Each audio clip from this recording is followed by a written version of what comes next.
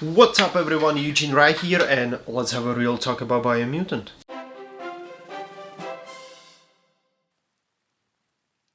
Now, I already have about 15 to 20 hours into the game, so first of all I want to say kudos to the developers for developing such an amazing tone of the game. Because considering the theme that it's post-apocalyptic world where there's toxins and radiation left by humans who either died or left the planet, and because of this waste the animals are mutating, you expect something like dark tone, something like a Pet Cemetery situation, but instead the game is colorful, bright, fun to play, and at sometimes even childish. As it's a bit of a hike here from the village, he wonders if your Mooma knows you are here. The game itself is an open world role-playing game with hack and slash combat system while incorporating melee and ranged weapons.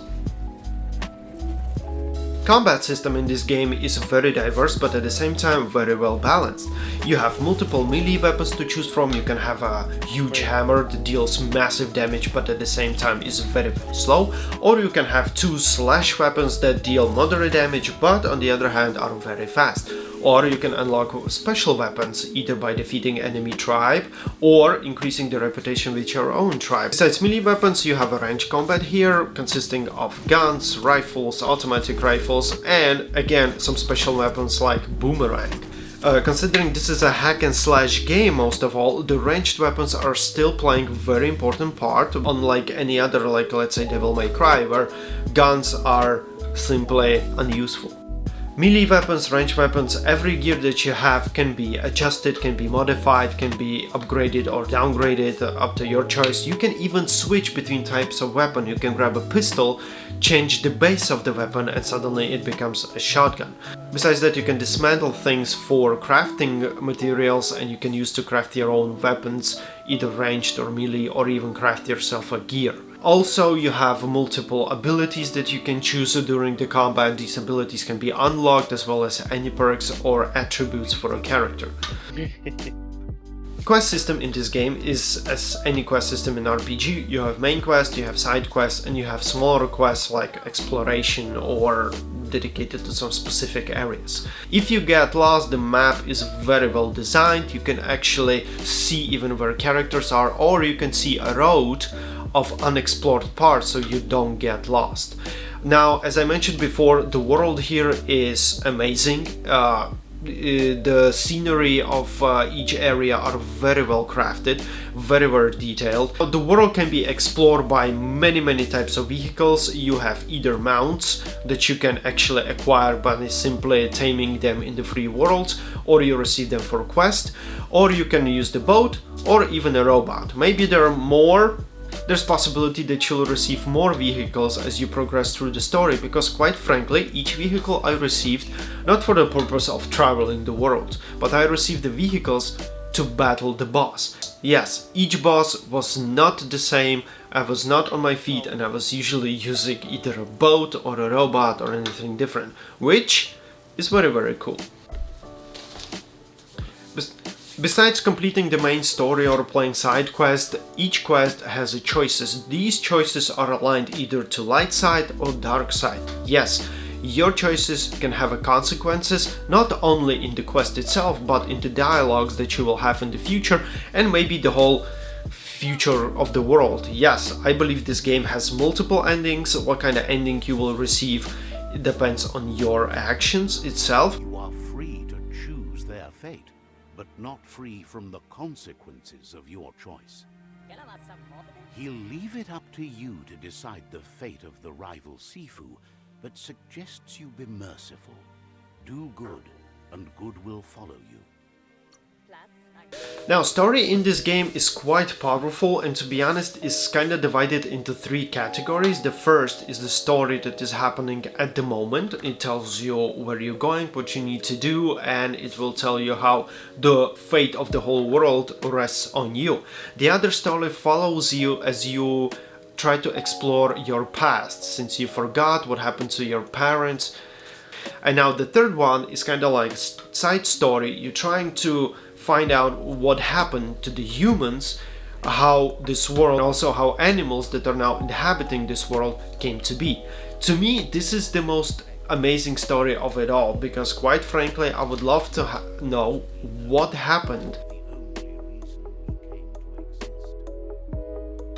The only problem I have with the story is narrating. I don't know whether that was lack of funds or lack of time, but none of the characters in the game are voiced over. Instead, you're constantly hearing the voice of only one person, and that is Narrator. He's translating every word that any NPCs will tell you. He's translating anything that you read or see on any map. He constantly retells your past or tells you about your future, and quite frankly, after a couple of hours gaming, you get tired of this voice. There is a cool feature and cool settings that you can decrease the amount of how much the narrator will speak, which is something that a game tells you, but very late when already you have quite a headache. The gameplay itself is surprisingly very smooth, because there's always issues with the camera in the games like that, either a role-playing game or, more importantly, hack and slash. Hack and slash games always had an issue with the camera. Here it's not present. At the same time, the character moves very quickly, very smoothly, and no matter whether you're on a vehicle, the gameplay is just really great. Now, as I mentioned before, the character is very customizable, and at the beginning of the game you actually get to choose what kind of sex your character have, what kind of class does he have, what kind of mutagen, what kind of abilities and what kind of attributes are the most important to him. Now, this makes each gameplay very unique, and it either locks or unlocks some features for you later in the game. Now, there is a negative thing that I have to say about the gameplay, and that is the fact that it gets you into the game very slowly. At the beginning you're very confused regarding all the mechanics that there are in the game. No matter what you choose to do, either craft or modify the weapons, or you want to adjust some attributes, or if you need to do some special side quest, you're very much confused of what to do, and only in time you get sucked into the game, you start to understand the whole mechanics, and thus game become more and more friendly and to you more and more interesting. But it takes time for it to adjust. Now, I would say this game has a very great potential to become a very good game. Unfortunately, a road to this greatness is interrupted by one narrator that is constantly speaking and somewhat childish interactions and dialogue. Because quite frankly, you get lost in what you're actually playing here. On one hand, you have a post-apocalyptic world where there are toxins and radiation left by humans and now animals mutated. On the other hand, you have a hack and slash game playing for mutated ferrets, or something like a Teenage Mutant Ninja Turtles, and the last one you have a childish dialogues that makes you think you're playing some kind of Lego game made for 80 years old. Because of all that, the game is not for everyone, and I would say you need to grab it and test it out whether you will like this game or not. But here comes the another problem. It actually has a cost of a AAA game that does not have the features of AAA game. So to spend $60 to see whether you like the game or not, that's quite a big commitment to make, while there are many other games that anyone can pick up and just play them, like recently released Mass Effect Trilogy. So either wait for some sale, borrow it from a friend, test it out. As I said, I played it for 20 hours, I got into the game, I really liked it, but sometimes the dialogues, I really want to skip it all completely or erase it. I think we can finally agree on something.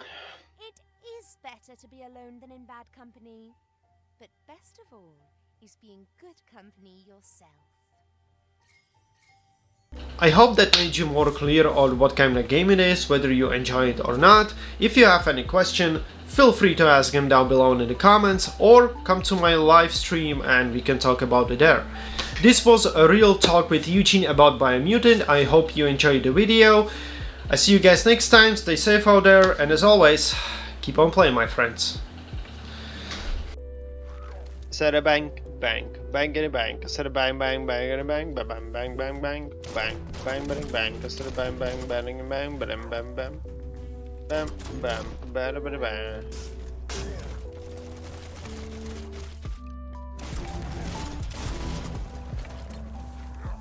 Ooh!